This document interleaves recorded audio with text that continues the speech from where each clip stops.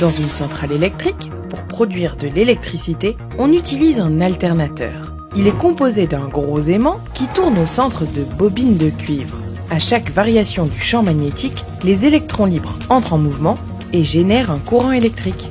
Pour faire tourner l'aimant, il faut une turbine reliée à l'axe de l'aimant de l'alternateur. Et il existe plusieurs moyens de faire tourner cette turbine.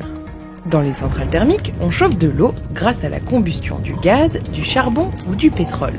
L'eau bouillante crée de la vapeur d'eau sous pression, comme celle qui sort d'une cocotte minute. Cette vapeur d'eau entraîne la turbine qui fait tourner l'aimant, ce qui crée le courant électrique.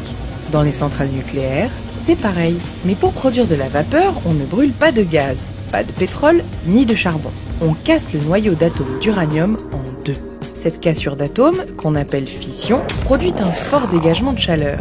C'est cette chaleur qu'on utilise pour créer de la vapeur d'eau. Ensuite, c'est le même principe. La vapeur entraîne la turbine, qui entraîne l'aimant, qui produit un courant.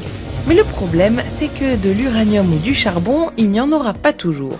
L'uranium, on le trouve dans l'uraninite, un minerai de la croûte terrestre. Mais le stock d'uraninite contenu dans les mines s'épuisera un jour. Pareil avec les ressources d'énergie dites fossiles. Les réserves de charbon, de gaz et de pétrole, qui ont mis plusieurs millions d'années à se constituer, s'épuisent elles aussi. Heureusement, il existe des sources d'énergie renouvelables, comme par exemple l'eau ou le vent. Dans les barrages hydrauliques que l'on construit sur les fleuves et les rivières, l'eau, en chutant, fait tourner une turbine.